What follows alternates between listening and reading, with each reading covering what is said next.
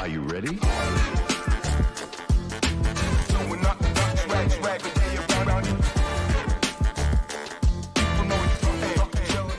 Happy Wednesday, everyone. Week 18 of the NFL. I'll have Sam Wagman on a little bit later to talk about the Sentry Golf Tournament because the PGA is back.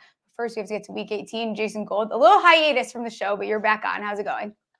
I'm doing great. Happy New Year to everybody, and happy time of year to you, Smalls. We got NFL playoffs, and golf is back. You must be just living the dream right now.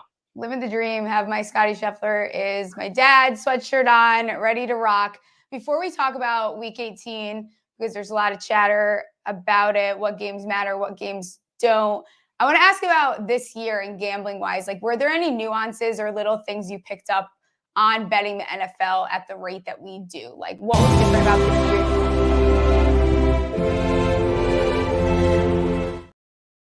The intro, yes, thank you.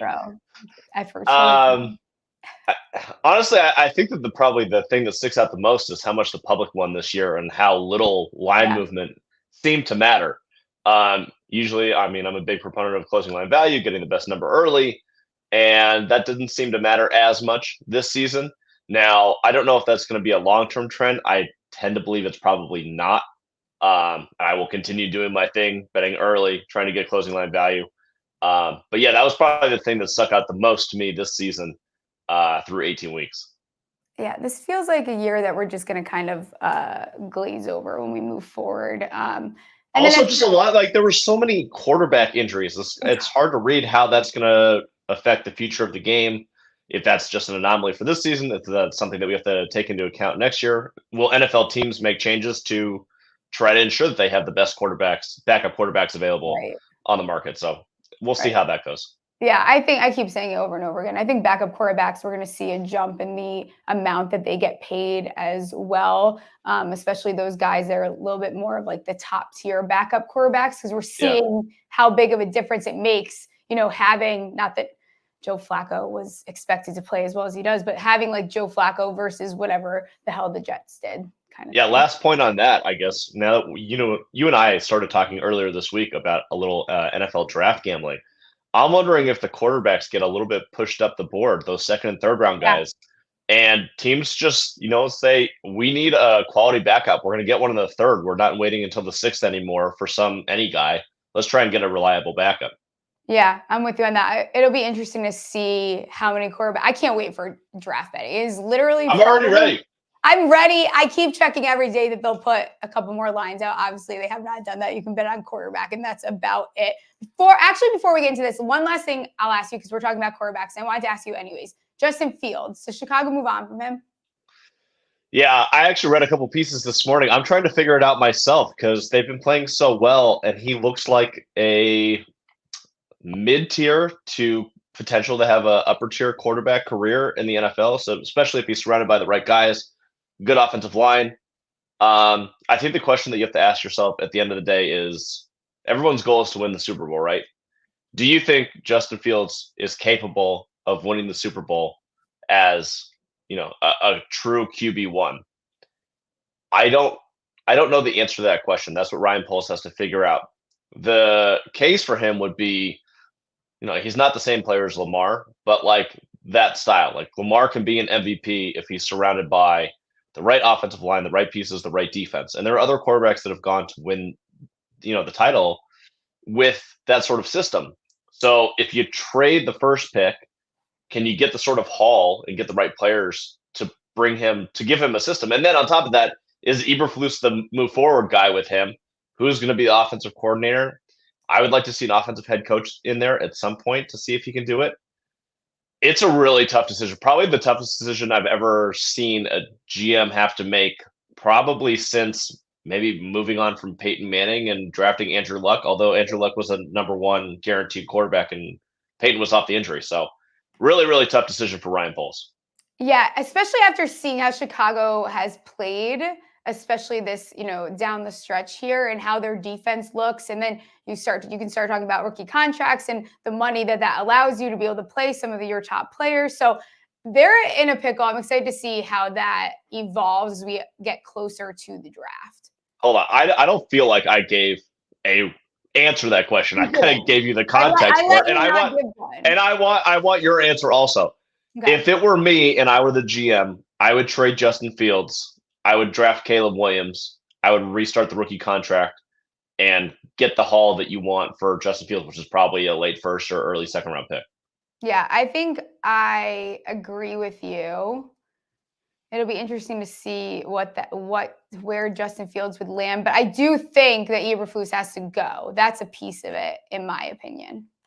And I don't think that they're going to fire him after the way that they finished. No. What are they, 7-5 over the last 12 games? So I don't see that happening. Oh, I'm so excited for the draft. All right, week 18. Everyone on Twitter likes to talk about incentives because a lot of players can hit their incentives. Like, how do you approach week 18 before we even jump into some of the games that matter? Yeah, so I guess there's 3 ways to break down week 18. There's the people who stay away because there's too much, it's too complex and just kind of crap against the wall. I think there's a lot of opportunities, especially if you're not just going to buy into all the teams that need to win are going to win. Yeah. That's generally the way that I approach this. I texted you earlier. I said, this is the poopy pants week. Who's going to be the poopy pants team? That's kind of who I want to try and figure out and then bet that side heavily. And then there's also, we'll talk about, maybe we won't even get to it, but a team that I love this week is Denver. They really don't have a chance to make the playoffs at this point, but Sean Payton made a very clear point about looking at what the Lions did last year, getting to 9-8, winning that last game of the season, building momentum into the offseason. They're a team that I have circled that has everything to prove in week 18, even though they can't make the playoffs. I know the Raiders are going to compete for Antonio Pierce to hopefully get him the job, but I see that as a smash spot for Denver. So opportunities like that, what's the motivation going into the offseason? Those can be very valuable angles as well. Yeah, absolutely. Especially some of these teams like still needing to figure out what they have on their roster. Maybe that's because they didn't get some rookies out there. So be it, whatever it is. So I feel like there's a lot of angles you can take. Let's jump into the Saturday slate before we get back to some of these poopy teams, because I do want to try to figure out who those are. Okay, so Saturday, Pitt at Baltimore. Pitt can still get into the playoffs, but needs a few things to occur, I believe. I have it all written down. So I love it. Pittsburgh is in with a win plus a Buffalo loss or a Jacksonville loss or a bunch of weird tie shit, which we're not going to really listen to. So Buffalo, definitely could lose to Miami. Jacksonville, we'll talk about them in a little bit. Yeah. Pittsburgh needs to get in with a win. It's an interesting game. Line has moved down from +4 to +3.5. Baltimore has absolutely nothing to play for, but Baltimore is really talented. And you know how I feel about AFC North teams, especially these two teams. They fucking hate each other. Yeah. This game's in Baltimore. Over a field goal, I'm taking Baltimore all day. We've seen Tyler Huntley play before. 100%. He's not bad. He can go. And despite the fact that Lamar's not playing, this offense is still really well designed. They're going to go out and compete. Look at John Harbaugh when he's in the preseason, when he has nothing to play for. What has he won? Like 20 straight games or whatever it is. His teams always compete, and there's nothing that they would love more than to spoil Pittsburgh getting into the playoffs. So I kind of like Baltimore. I like it anything over a field goal. Yeah, with the most respect, like I would rather have a full second string Baltimore team than a healthy Steelers minus. I don't even know, Mason Rudolph at this point, they're on a 2-game win streak. When does he start, fairy dust start to come down here? Baltimore off a 56-19 win versus Miami. I still think I'm going to take the Baltimore +3.5 here. Yeah, look, Mason Rudolph has played well because he can push the ball down the field, and George Pickens has turned into a really competent receiver here. But at the end of the day, it's still Mason Rudolph. We're not talking about a Joe Flacco bounce back here, a guy who's the Super Bowl MVP. We're talking about Mason Rudolph, who was third string 3 weeks ago. So let's not give him too much credit here. Yeah, let's just be happy for Mason Rudolph. I think he earned himself another backup contract. So happy for Mason Rudolph. Cheers to him getting some more money for next year. Best position in sports. It's awesome. 100%. Listen, Nick Foles was onto something when he kept turning down wanting to go and be QB1 somewhere. He was done. He wanted to make his money, sit down, and shut up. No big deal. So next game on this slate should be a fantastic game. Houston at Indy. This is basically the biggest winner go home. Also, if Indy can still win the South with a win Yeah. and a Jacksonville loss, and Correct. this would be Houston's first playoff berth since 2019. This is a pick 'em, I believe. I saw this at Indy plus 1.5 before we Okay. jumped on. So Houston wins the AFC South with a win plus Jacksonville loss. Same deal for Indianapolis. Whoever wins this game gets a playoff spot. So everything's on the line for both of these teams here. Games in Indianapolis. I saw that 98% of the bets are on the Houston Texans. I get Houston's the hot, trendy team. That number scared me a little bit. Yeah. Indianapolis, I think that we've both agree are frauds for the most part, but they still do have a decent offensive line. JT looked great last week. They have Michael Pittman. Gardner Minshew's been fine. I think they'll be competent. This defense is fairy dust, but they seem to be getting it done enough. I am leaning towards Indianapolis in this game. I would love to be on Houston. That seems way more fun, but I think that the Colts are probably the value here. I'll probably end up on the Colts. Maybe as a teaser, if I can get plus 1.5, move it to 7.5. I think it'll be a tight game. I also do like the over if you can get it 47 or below. I think this will be some offensive fireworks in this one. Yes, I am in on the over. I think I have decided where I would love for Houston to win. Like, I think that is so much fun, and it'd be interesting. It's way better for the playoffs, right? Like, who the fuck wants to watch the Colts? I don't know one. I don't want to fucking see the Colts. I don't want to see Jacksonville. There's a lot of teams I don't want to. I have no interest. I don't want to watch the Saints in the play. Like, there's a bunch of these teams that I have no interest in seeing in the playoffs. Also, there's a sneaky thing in here, which is that Cleveland has locked up the 5th seed, and I would love to see Houston as the AFC champs hosting the Cleveland Browns, even though Deshaun's not playing. I just think that's fun and spicy. That is so I would love to see that in the wild card week. Also, prediction for 2024. This is super random, but Nick Chubb's going to be Houston Texans next year. Bank it. Oh my gosh, I love that. I'm all in on that. I'm all in that. I actually already took 2 props for this game, which is psychotic because I doubt anyone even knows that some of them are out. But I think I am going to play a lot of player props. I took the total over that 47. Montgomery over 61.5 rushing yards. I also took an all 80 plus at plus 180. Colts has not been great since week 10. I don't even know how they're finding the success that they are. It's just kind of working. I think a lot of that is coaching. He's gone over that number 10 times this season, 300 plus games. And then I like Minshew to throw an interception. Houston's great at stopping the run. Very quietly, top 3 run D, like very, very quietly. No one's really talking about it. Colts love to establish the run. They might not be able to do that here. Going to have to get Minshew passing more. So I like him to throw an interception as well. Post the rest of my picks later, but those 2 jumped out at me right when I was looking. Nice. I think there's actually an interesting one here. You probably would have had to have already bet Jalen Carter to win Defensive Rookie of the Year, but Will Anderson's been playing out of his goddamn mind. And if he makes a statement on national television and, the Eagles are kind of lost in this Giants game that no one's going to care about with 7 other games going on at the same time, there's a case that Will Anderson could sneak out this award. So if you already have a Jalen Carter ticket, I'd probably buy a little bit on Will Anderson. Yeah, I'm with you on that. I was looking at that as well. Talking about that Giants game. And the only reason why we're talking about this is because if the Philly wants any hope to win the NFC East, they have to win here.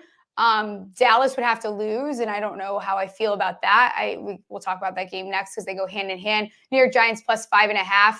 I'm fine with that number, to be completely honest. I think this team has played tough at the end of the season. I think, again, they're trying to figure out what they have. They're one of those teams that fits that mold where get Jalen Hyatt a little bit involved, figure out what the hell you even have as a depth chart there for your O-line. So I think Philly ends up, I don't know why, I think Philly ends up winning this game. I know they've lost 4 of the last 5, but my gut, and maybe that's just me being a Giants fan, thinks they win. Yeah, I don't think this is a poopy pants situation for the Eagles. And traditionally, they have dominated the Giants. I know that the last game was close. They still ended up winning by 8 after giving up that long touchdown at the end. I think the Eagles come out and play well. Everything that I've heard in the locker room, everybody seems to be sticking together. I think they'll fight through it. I think this is a get-right spot for them. I think they win. I think they probably cover. I know the value's on the Giants, but I think this is a good spot for the Eagles to get it done, put some pressure on the Cowboys. Unfortunately, the Cowboys are catching Sam Howell and the Commanders, so I think the Dallas will end up winning as well, which sends the Eagles to the winner of the NFC South in round one. Dallas also means home field more than the Eagles do. Yeah. Oh God, freaking Dallas. Listen, I am starting to get a little nervous that Dallas is going to pull something out of their butt in the playoffs, and I'm not amused by it because I can't have Dallas like making some type of run that I don't want to see. So if we're going to talk about the Dallas game next, like I said, I think they're going to end up winning this game. That's a big number. It's 13 at Washington. I have no problem with anyone betting Washington in that game, but I do think that the pressure is on Dallas a little bit, or a lot of it, in this game, and I would not be surprised to see them come out very tight in this one. I kind of like the first half under against Washington, despite the fact that Washington's defense is terrible. And if you can get Washington first half, I'm not sure what the number is, 6.5, 7.5. If you can get 7.5 first half, I really like that number on Washington. Yeah, I think I like too. Is Howell playing again? Is that what? Howell is the starter in this game. Okay, actually, we're going to pause really quick before we talk about the next game. The mismanagement of some of these teams and their quarterbacks and the young guys is so fucking annoying. Like, I cannot take it anymore. The Zach Wilson in and out, Ritter in and out. Like, it's so obnoxious. At this point, they should just split like every other fucking drive. I don't know if NFL coaches now believe that there's some sort of tactical advantage to bringing in all these backup quarterbacks and rotating them if your starter is out, like what Minnesota has done. Seems kind of outrageous. They just go with a new guy every week. They've gone with 3 of them, and they just mix them in and out. It could be some sort of advantage that I'm not aware of, but I would think that consistency in the NFL as a starting quarterback, especially for your receivers, has to be of value. It would be interesting to explore in the offseason if there is sort of any jump. I know that you believe that there's a jump for 1 week with the new backup quarterback, but keep flipping them. I don't know. I personally don't like it. Yeah, I just don't know what. Yeah, I don't like it at all, especially with the much younger guys, because Sam Howell. I think they've made a statement that Sam Howell, they're going to go after a quarterback in this draft here. I would have to imagine. I mean, they're going to have a top 3 pick at this point. They're going to have to grab someone. I would be surprised to see, or I would be interested to see who they think is the guy. I could also see them. I mean, Josh Harris is kind of a weirdo. I don't know if they would draft someone or if they would go sign, I don't know, bring Kirk Cousins back or something like that. I don't know. They're kind of a weird team. I think the only way JJ stays with the Vikings is if they re-sign Kirk. He's been pretty loud about it, it seems. Nah, they're going to throw the bag. I think they're going to throw the bag at JJ. And you know what? These guys, especially the way that their careers go, how fast they can go. If the bag's on the table, that first contract or the first big contract, you kind of got to take it. Yeah, I can't disagree with you there. Tampa at Carolina plus 5.5. Tampa can still win the NFC South. If they lose, the Saints beat the Falcons, the Saints will win.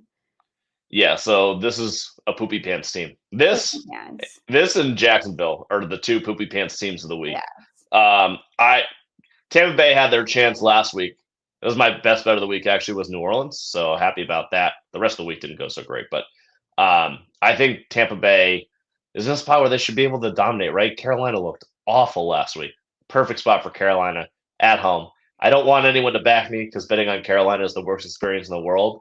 But I foresee this being a really, really tight game. I think Carolina's going to have the lead in the 4th quarter. See if Baker can get it done. But I don't think Tampa's just going to coast into the NFC South title here. No, I don't think so either. And I don't know what that performance was. The amount of championships I lost in fantasy football because of that fucking Tampa team. Like, I have such a bad taste in my mouth because I started out, one of my favorite futures was their win total under. They did not do that for me, which is fine. Okay, I'll kind of buy in. Whatever. And then you just end up screwing me anyways. So I am so anti-Tampa at this moment. Mike Evans, horrible. Rashad White, horrible. They say Mayfield is kind of playing for a contract. I know he can get a lot of incentives here, but I think I'm with you on this game. Yeah, I have to take Carolina. It's gross. Plug your nose, but you got to do it. Yeah, it's actually disgusting. All right, let's talk about the Jacksonville, who is extremely disappointment. They are going on the road to the Titans. Titans, home dogs, also plus 5.5. Where are you at with this game? Vrabel at home is a big dog. Always going to be a lock for me. This is actually, I think this is going to be Vrabel's last game as head coach for the Titans. There's lots of rumors out there Really? that him and their new GM are not getting along, and there's a little power play situation going on there.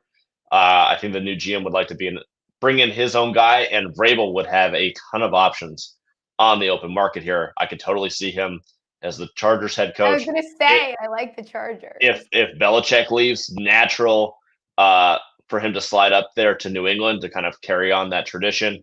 A lot of good options for Vrabel out there. He won't be on the market long, but I do think it's his last game here. I think he's going to go out right. And Jacksonville, I know that they beat up on Carolina last week with Beathard. Hard to take a lot out of that game. I think this is going to be tight, close. The Titans have looked terrible, but the Jaguars passing game isn't there, and that's the only way you beat the Titans. I think it'll be close. I kind of lean towards the Titans getting the win, so I might play them on the money line a little bit. I love the idea of Vrabel somewhere else. Like that, that feels like a dream, especially somewhere too if he was able to get his own quarterback or, a Herbert going to the Chargers. Yeah, I definitely think that that's a real possibility that he resigns. I don't think he'd be fired. Resigns on Monday. Interesting. Okay, what about the total in this game? 39.5. I kind of lean the under. Yeah, no play on for me, but I would lean towards the under as well. That's the way. If I believe that Tennessee is going to be in this game, it's going to have to be a low-scoring game. So like 20-17 sounds right to me. Yeah. All right. The Sunday night football game is this should be a good one. This is going to be for the AFC East, which is quite hilarious given the way that Buffalo started 5-5 and they've won 5 of their last 6. Miami off a week where they got their ass absolutely brutalized against the Ravens. They lost their best pass rusher in Bradley Chubb, season-ending injury in the ACL. Where are you at with this game? Yeah, the Dolphins defense is up Schitt's Creek at this point. Bradley Chubb, Jalen Phillips, both out. They got some real issues there. Buffalo has come back. They have a chance to win the AFC East, but also if they lose, there's a chance that they're out of the playoffs completely. So they have more to play for than Miami does at this point. Does that necessarily mean that they're going to cover and win? No. I do believe that Buffalo is the better team. I know that they've also kicked Miami's ass the last 3 times that they've played. So I'm taking Buffalo here -3. I'll take a money line. I also like the under 49.5 in this game. I think this is 24-20. Miami seems to play a little tighter in these big games throughout last week, but the games before versus good teams, you tend to see lower scores. So I'll buy the under here, 49.5. I think that's probably my best bet on this game. Yeah, I think I'm with you there. I think Buffalo beat Miami like 48-20 that week 4. Yeah, they beat the shit out of them. Beat the shit out of them. I think too, if you think Miami's winning this game, you can get a better number on them to win the AFC East. It's by just a little bit. I noticed, not that you're not getting much more, but if you like to be like, we want to get a little bit of value here, you can still get that. I didn't see it 49. I took the under of 50. I'm hoping that's not a bad choice, but I don't know. Even Miami getting in, being in the playoffs, I don't know what they're going to do defensively. Yeah, neither do I. So if they lose this game, they go below Cleveland, I believe. So they would be the 6th seed, which means they would have to go to Kansas City in the wild card round. I know Kansas City is really bad right now, but that's probably not a place you want to play in January. So a little dicey for Miami as well. Any other games that have your attention or you have bet on? Those were like the ones, obviously, that everyone's going to talk about because there's a little bit more behind them. The bets that I've made thus far: Tennessee +6, Baltimore +4, Denver +3, which we touched on at the beginning, Buffalo -3. I bet the under in the New England Jets game, under 31. I can't believe that I bet that number. I bet the under in the Buffalo game, 49.5, and I bet the over in the Giants-Eagles game at 41. Those are the only bets that I've made right now. I'm scanning my sheet to see. Oh, the other interesting game, there's 3 more that I think are interesting that have ramifications for the playoffs. I'd like to get your opinion on all of these ones really quickly. Atlanta +3 at New Orleans. If we both don't think Tampa Bay is going to coast, they might win this game. Obviously, if they win, they're in. But that still may have ramifications. Atlanta +3 at New Orleans. Which side do you like in that game? Falcons, and it's gross, but I do not think the Saints are a good football team. Like I have not seen a game this year that I feel confident that they're a good football team. I don't think they play complementary football at all. It seems like every game that they've had to win this year, they lose. And if they're playing spoiler, they're great. Atlanta has a good chance to be spoiler in this game, although I do not like the way that they played last week against Chicago, nor the way that they continually use Bijan Robinson. Arthur Smith is probably playing for his job at this point. Maybe. What are they saying? He's going to keep his job. It looks like he's not going anywhere. Fantasy football people everywhere are going to maybe burn down the stadium. I mean, if he keeps his job and Atlanta actually decides to pull a trigger on a quarterback, Justin Fields in that system would be outstanding with those playmakers. I would love to see that, and it actually makes a lot of sense for Arthur Smith's offense. So I would love to see that if they keep him. I'm not sure they're going to keep him. Yeah, I don't know. It'll be interesting to see what they do. Any changes you think will happen to the Saints this offseason? No, I don't. That's an organization that has so many money problems. I don't think that a head coach is going to fix anything overnight. Yeah, they've got a lot of problems even outside of the head coach, I think. Yeah, exactly. So I think that at some point they're going to just have a cap year in hell, eat it, and move on and restart. I don't think that they're there yet, especially $30 million with Derek Carr. They still have $17 million that they have to pay Taysom Hill next year. I don't foresee that happening, especially with the amount of veterans they have on that team. All right, 2 more games here real quick. Minnesota +3 at Detroit. Nick Mullins starting. Detroit has nothing to play for, although if we know anything about Dan Campbell, they're going to try and go out and bite some kneecaps and win this game. What do you think in this one? I think I'm going to lean the Vikings here. I also think they are going to get JJ the ball, so I probably will be looking at some alt lines for him. But I do lean the Vikings. I know that they're not going to I think that the Lions will end up resting more people than they probably allude to. It's interesting. Minnesota is theoretically still in the playoffs. Basically, they need to win, and everyone else that's in the playoff race to lose. So I don't know. That would be shocking if they made it, but it's possible. Last game on the board, Green Bay -3 at Chicago. Obviously, the Bears are out of playoff contention, but they are playing really well. Green Bay is a win and in scenario. If they lose, they need a lot of help to get in. I would love to see Green Bay in the playoffs with the way that they're playing. I think that they could probably spoil someone, especially imagine this scenario. Green Bay wins, they're the 7th seed. Dallas loses, Eagles win. Green Bay at Philly. Green Bay has a good chance of winning that game in Philadelphia. That's a game that I would love to see. What do you think? Do you think the Packers can get it done? My caveat to this game is I think it is a statement for the Bears to knock out a divisional opponent. So I kind of like the angle here of, you don't know if you're, going to trade away Justin Fields. So be it. You have the first overall pick. You get the opportunity to make a division, a statement in your division. Do they go out and play pretty hard for that reason? I also think that if Justin Fields wants to be a Chicago Bear next year, if he wins this game and he wins it convincingly versus the fucking Packers, that's going to be really hard, harder than it already is to get rid of him. So I think there's a good angle there. I think there's a good angle on maybe betting Justin Fields over props in this game. Yeah. I know Green Bay looked excellent last week, and their young core looks phenomenal. Jordan Love looks really good. But I do think there's an angle in Chicago in this one to play spoiler. I may end up on that line. I wonder if I'd rather touch. I don't know what they are. Let me see here. +132 on the money line. I don't know. I might feel more comfortable with the +3 there. What team outside of Green Bay do you think some of these higher seeds do not want to see? What's the team that I've been on all year? The Los Angeles Rams. Yeah. No one wants to see Matthew Stafford and that offense walk into their building right now. Even Dallas. Because if you get the Rams on that fast turf, ooh, buddy, that might be a little scary. If I'm the Lions, I'm scared. I'm petrified of the Rams coming in. The Eagles, with the way that they're playing, absolutely. Dallas, absolutely. Yeah. Yeah, it has to be the Rams. I could see the Rams making – well, this is a little bold, but I can see them making the conference championship game. I can. Yeah, I think that I feel like we talked about that a couple weeks ago. I don't think it's out of the realm of possibilities for that. McVay's also coaching his ass off, and he's super motivated. I think that the Rams are really scary.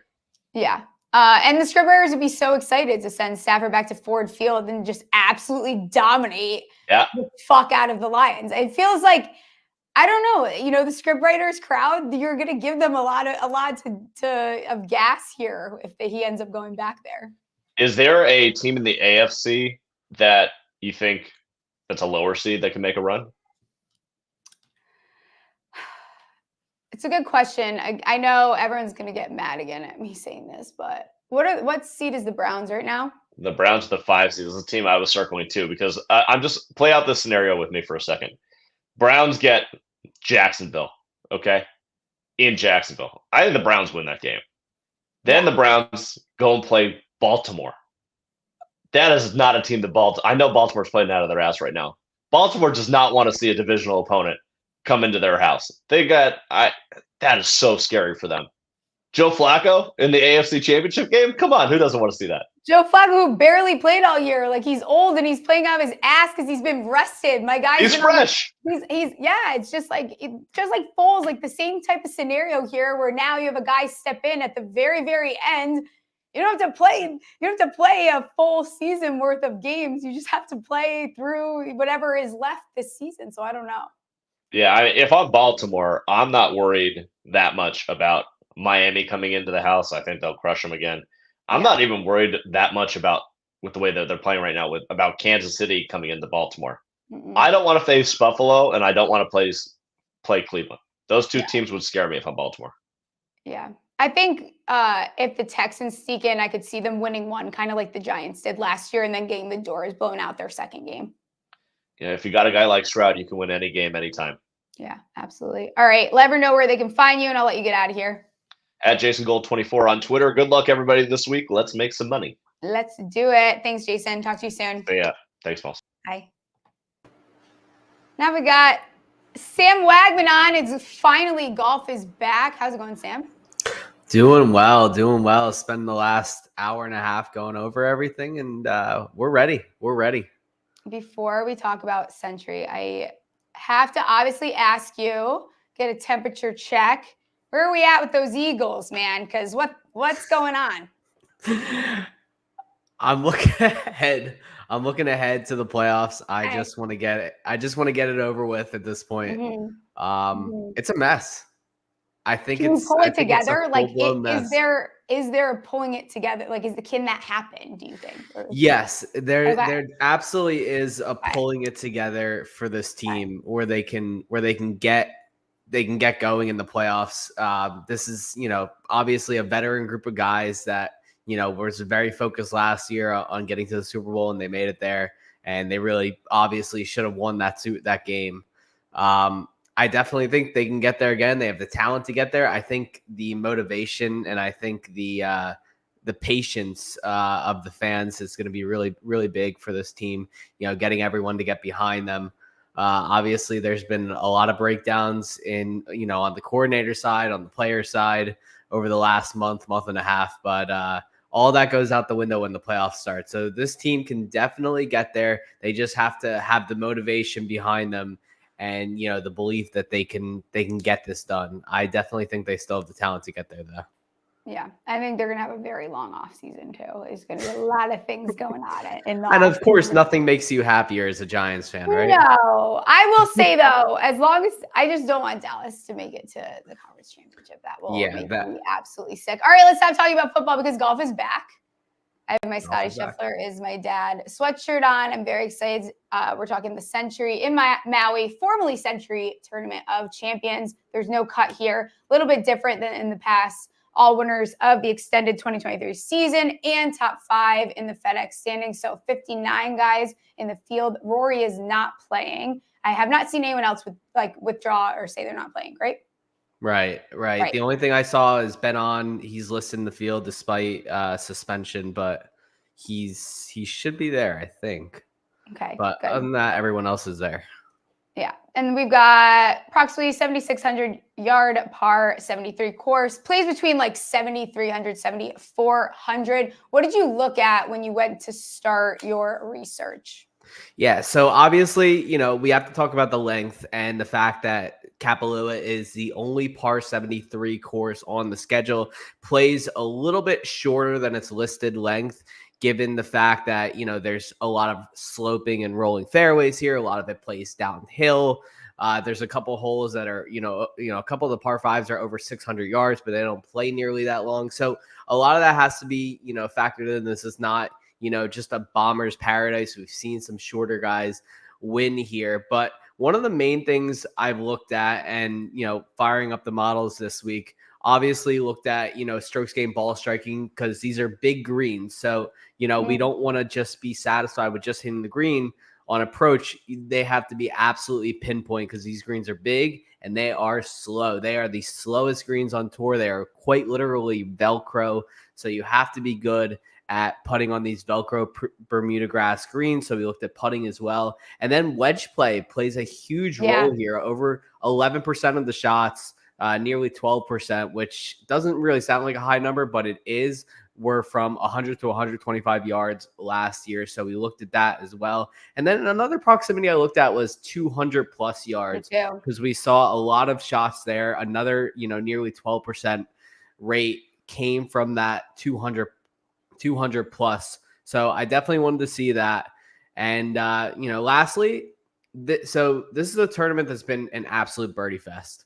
Last year, Rahm won this at 27 under, but this is a course that can, kind of ebb and flow with the weather. And it's supposed to be windy and rainy this weekend down there in Kapalua. So it's not out of the question that we go back to where we were, a handful of years ago when the winning scores were in the single digits for this. So I looked at strokes gained short game as well, because scrambling could be paramount around the greens. Yeah, I think you nailed just about everything that I was looking at as well. I'm so excited for this tournament here. It's always fun because it's such a great field. Let's do some smash or pass bets. I will give you the bet. You give me smash or pass, and then I'll let you know if I agree or if I don't. Or pass. Let's do it. All right. Smash or pass. Max Homa, outright 14-1. Ooh.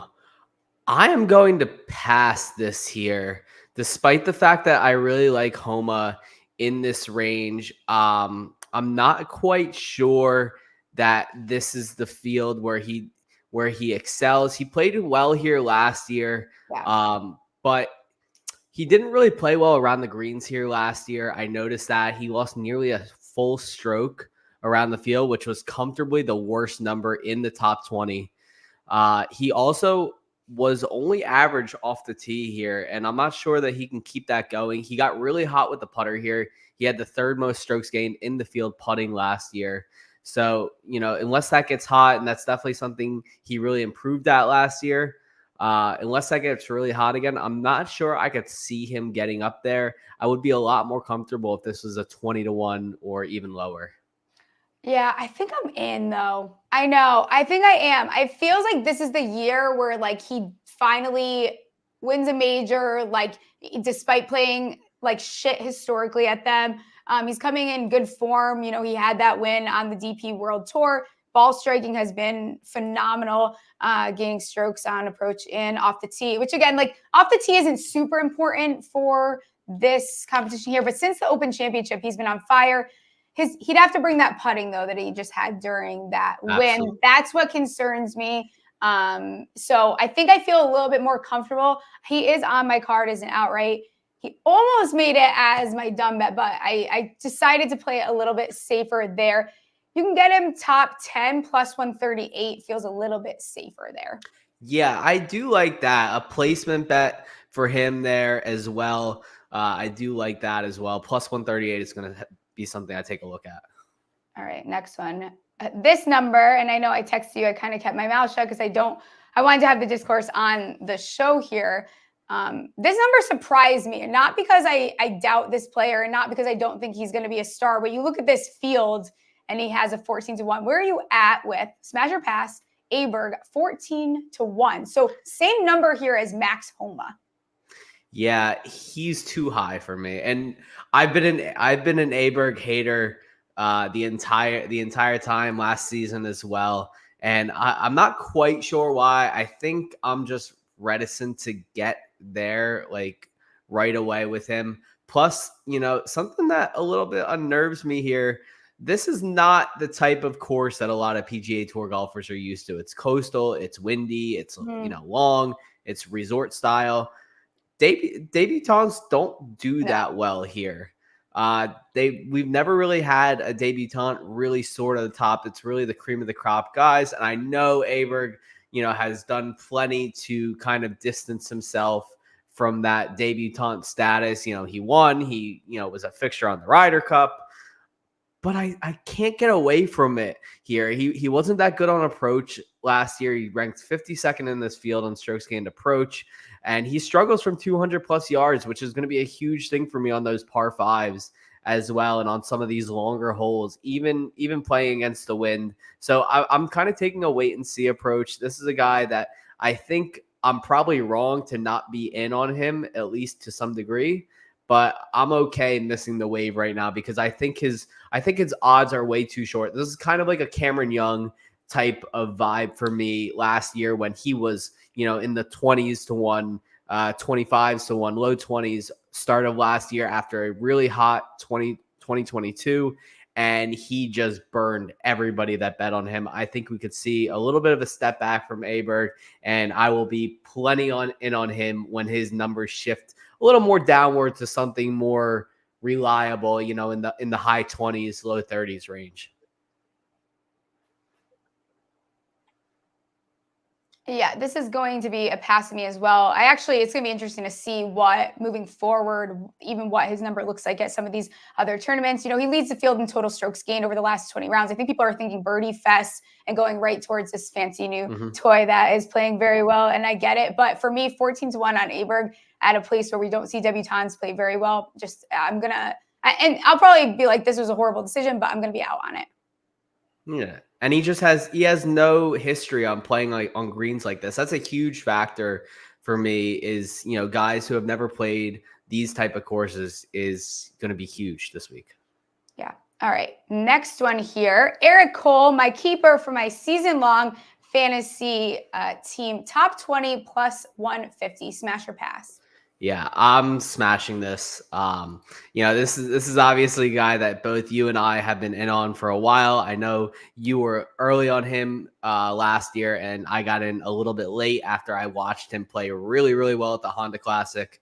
But I'm in on him here. I'm not going to bet him to win, but I will bet this top 20 number because the guy is just absolutely, kind of a cash game classic. He plays really well. He gets in there. He hasn't really shown the pull away strength to, get that W at the top of the field yet, but I have all the confidence in the world that he can pull in the top 20s here. Plays really well, strokes gained approach. Birdies are better gained. He ranked first last year. His par fives will need a little bit of work, but he makes up really well in his 200 plus proximity. So I have a lot of faith that he plays well in his debut appearance here. Like I said, don't think I'm going to bet him to take the win, but I have a lot of confidence that he plays as well. Yeah, I will not be taking him to get the win either, but you look at his approach play and I think this course does suit him pretty well. Last season, 2 runner-ups, 7 top 10s, 14 top 25s. And his last 5 tournaments, T3, T2, T3, T35, and 4. You hear Birdie Fest, you kind of think of him as well. So I think a top 20 is very fair, and I'm going to smash Eric Cole here. Yeah, he's like budget Scotty Scheffler at this point. Yeah, and I had both of them on my team, and it was fantastic for me. A guy that I am not as high on as most people, very negative about him actually. So smash or pass. Ricky Fowler, top 20 plus 100. Well, this is mine. I love this one. This is one of my favorite bets of the week here. You can get it even odds on DraftKings. Course like this fits Ricky's strong suits really well. Remember, Los Angeles Country Club, despite not being a coastal course, technically, this is a pretty open course, pretty similar to LACC. Remember, we did just watch Ricky blow the doors off of LACC at the US Open in those first few rounds. Really had a shot to win. Honestly, should have won. But he's one of 3 players who are above average in driving distance.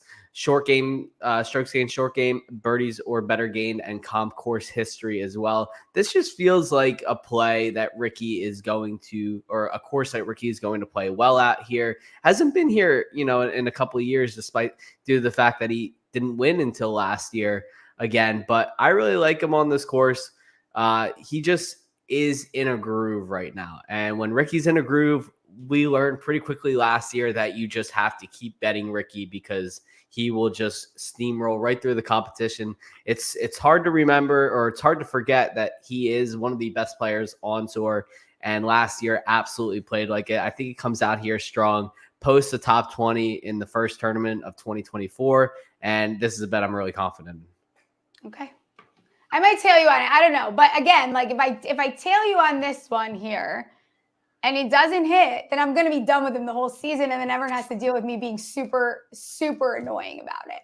Well, you were off him to start the year last year and you got back in. I know. So yeah, that's okay. I haven't fully decided. Let's get into triple D's here. Dad, going to be our favorite bet of the week. Dog, a long shot we like, and done is going to be our one and done. What do you got for dad? Yeah, so my dad bet is going to be Wyndham Clark top 10 plus 350. And I just think this number is too long for him. He's going off at 60-1 as well to win this event. And again, I'm going right back to what I said with Ricky Fowler. Los Angeles Country Club, very strong comp course for Wyndham here. And he just went out and won the U.S. Open. Has a nice high ball flight here. Can work really well on this long course with tons of open fairways. Remember, he hit that shot during the fourth round at Los Angeles Country Club that looked like it was going to go 60 yards out of bounds, somehow stayed in the fairway or, in the rough. Despite being a debutant here, he has the game to beat the wind here. So I'm really not concerned too much about that. He's one of the best wedge players last year, ranked 6th in this field in 100 to 125 proximity rating. And he's really good at those par fives as well. It's one of the strongest parts of his game. So I do think that Wyndham Clark is going to get in the door here. I actually think I'm going to end up adding him to my card to win at that 60-1 number because it just feels too long. It feels like a guy that should be in the 35 to 40 range. So to me, that's a big discrepancy. Okay, I think I could maybe get behind that one. Not a name that I'm seeing a lot of, and I always like that because we don't like when things get a little bit too chalky. I'm going to go with Xander Schauffele. Again, so Aberg is the same number here. I'm not going to take him outright, but top 10 plus 138. He had a great season. He just doesn't win. So that's what keeps me away from it. I actually think he has all the tools to be able to win here. But I can't do it because he's hurt me just a few too many times. Ball striking's been really the best of his career almost here, gaining over a stroke per round on approach all of last season. He's also an elite putter, something that kind of goes underrated because you don't see him winning these tournaments. And then you look at what he's done here. I'm pretty sure he withdrew last year, but 12th the year before, T5 in 2021, and he lost in a playoff to Justin Thomas in 2020. So the historical success is there as well. So I like him top 10 plus 138. Yeah, I'm one of those guys that just can't stand to bet Xander outright because he feels like he just never wins. Like he feels like, and I know he does, but he just feels like he never does. Yeah. So I always stay away from betting him outright. But I do like to bet him, as first round leaders a bunch because he loves to get out to those hot starts. And I do like a placement bet here because he's one of those guys that just rolls right along on these easier courses. He beats them up really well. He just doesn't like to finish that well. So I do like the top 10 look. Yeah, I like it there. What about your dog for this week? Yeah, so my dog is going to be Cam Davis, and he's going off at 65-1. He's another guy that's really strong at those par fives, and he's in the top half of the field in strokes gained approach, strokes gained ball striking, birdies are better gained, strokes gained short game, and strokes gained putting. And he's got the length to overpower Kapalua as well. He's one of those guys that really kind of popped on every single metric that I looked at when I ran my models this week. And despite the fact that, he doesn't really have anything that jumps off the page to, he's good enough in every category that I think he really competes. I think a placement bet on him is strong. You'll get some good numbers there. But, I'm going to throw him on my outright card at 65-1, just because he's a guy who looked strong down the stretch of 2023. And I think he'll really take that momentum into 2024, start out strong here. I like it. I think I'm going to find a placement bet on him because I was flirting with his stats. And I think that, like you said, I do like him this week. My dog is going to be a 200-1 dart in Eric Van Rooyen, the Lorax. Top 20 is also tempting. I took that already at plus 300. Played his best golf at the end of 2023. He won in early November. His ball striking's on fire for, didn't play as well. Gaining 3+ strokes on approach in each of his last 5 tournaments. It's a dart throw, but I think if his putting can be okay. The top 20 is nice, but I'm going to throw the dart there. Seen crazier things, and I like Eric Van Rooyen this week. Yeah, that's definitely an out there look for me. I'm not a huge Van Rooyen fan, but he did kind of pop. I mean, he ranked 23rd in my model this week. He has pretty above or average to above average stats across the board here. Plays really well with his wedges as well. He can overpower the golf course. I definitely think his number should not be 200-1. So I like that there. I don't know if I'm going to have the stones to hop on that outright as well, but we'll go from there. All right, before we get out of here, I need your done pick. Who are you taking? Let me know. Yeah, so my done pick is going to be Matt Fitzpatrick, and after being possibly the biggest Matt Fitzpatrick hater on the planet last year, and not only was I a hater fading him, I was also a massive loser fading him. But I will be a winner this year because Matty Fitz, he looks like he's on the edge of a breakout year. Had a great Ryder Cup, obviously won at Harbour Town last year. Coming off the U.S. Open win in 2022. I really like the look at Matty Fitz kind of starting off this year strong, 30-1. He's that kind of guy that can overpower a golf course despite the fact he looks like he's 5'6". He's got that huge towering drive, hits the ball 315, 320. And despite the fact that his, approach game has never been the strongest, I really like how he plays around the greens and how he putts. I think both of those are going to be really strong suits if the weather ends up being the way we think it is here. Last year, he finished T7 in a loaded field in what was his debut appearance at the Sentry Tournament of Champions. I really like Matty Fitz this week, and I think that he is one of those few guys that will not be affected too much by the weather if it comes in on this coastal course.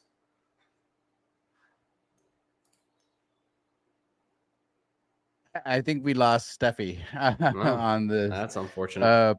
Producer Ryan coming in here to just. I guess we'll have to sign up the show. I think we lost her on that. She said she was having trouble with her computer. But thank you so much, Sam. Why don't you tell everybody where they can find you, and we'll get you out of here. Yeah, absolutely. You guys can find me on Twitter at swagman95. All my stuff over at thegameday.com every single week. And thanks for having me. Yeah, thanks so much, Sam. We'll have you on again soon. Absolutely. Sounds good. All right. Later, man. Watch him make it, break it, break it, break it.